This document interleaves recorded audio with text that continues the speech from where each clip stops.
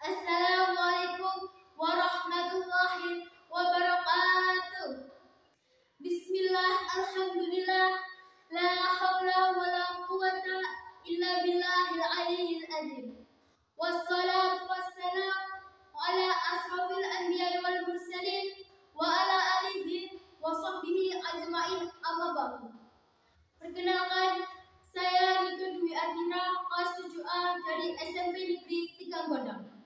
Alhamdulillah, segala puji bagi Allah yang Maha Pengasih dan Maha Penyayang, yang membalas doa hamba-hambanya apabila kita berdoa dan mengingatnya.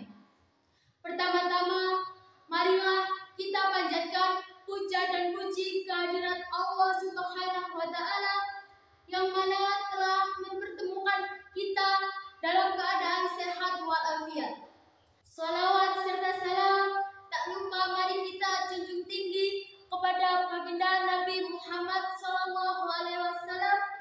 bersama ahlul baitnya, juga kepada guru-guru kami, orang tua kami, saudara kami, pemimpin-pemimpin kami, muslimin dan muslimat yang terdahulu juga yang akan datang.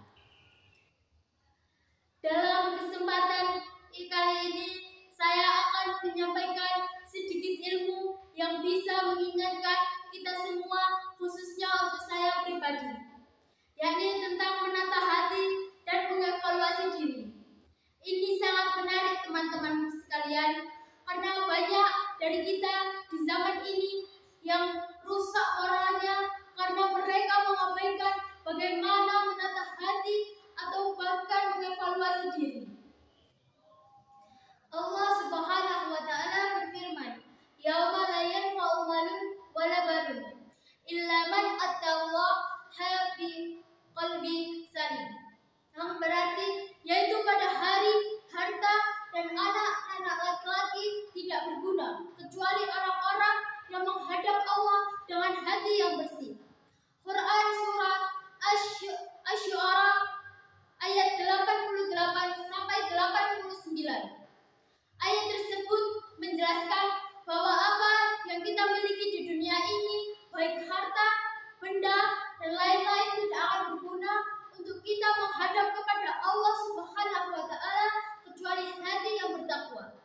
Di samping itu, teman-teman sekalian, kita juga harus mampu untuk mengevaluasi diri kita, karena terkadang justru kita lalai akan keburukan kita sendiri. Betul tidak?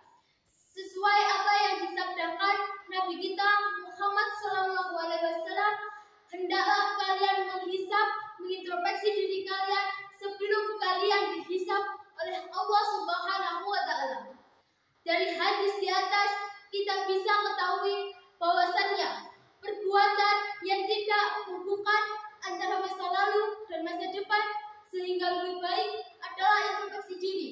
Dalam istilah bahasa Arab disebut juga dengan muhasabah diri. Oleh karena itu teman-teman, mari menata hati dan mengevaluasi diri. Insya Allah kelak dijadikan pribadi yang lebih baik dan lebih baik lagi. Amin. Baik teman-teman, itu tadi ceramah singkat dari saya. Semoga bisa bermanfaat untuk kita semua, khususnya pribadi saya sendiri. Amin.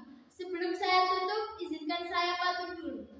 Jalan-jalan ke Surabaya, tidak lupa membeli makan. Demikian ceramah saya. Jika ada salah, mohon dimaafkan. Wabillahi taufiq wal hidayah. Wassalamualaikum warahmatullahi wabarakatuh.